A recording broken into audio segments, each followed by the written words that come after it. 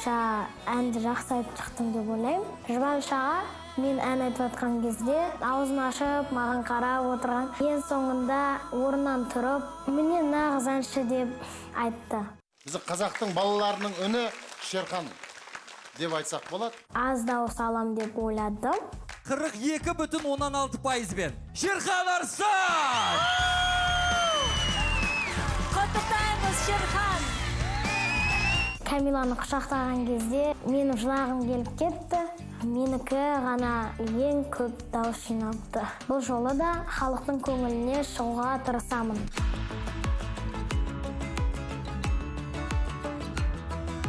Дауыс беру уақытында оқырмандарым, отбасым, сыныптастарым, сыныпта мені жақсы көретін қыз да маған дауыс берді.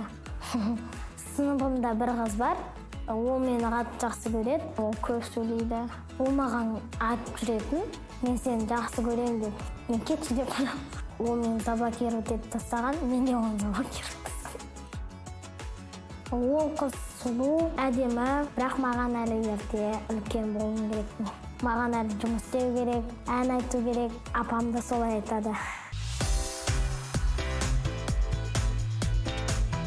Менде Инстаграмда 500 подписчик болған. Тікелей эфирден кейін 951 оқырманым пайда болды. Маған бәрі жазады, қыздар менің номерімді де сұрайды, а мен бермей қоямын. Олар маған қайта жазады деп бермей қойдым. Бірақ мен бұл жолы әнімді барлық қыздарға арнаймын.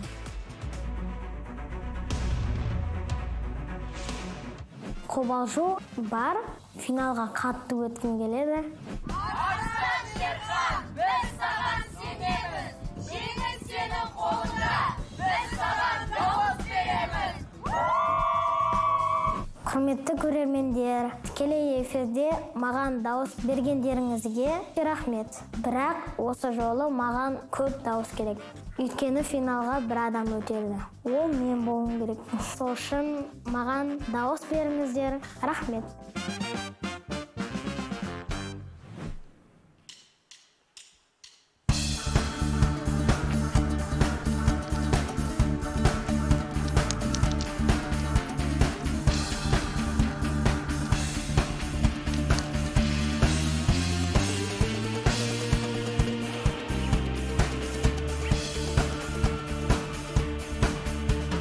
Өлең айтпайды осы машым айдай, жерге жұпар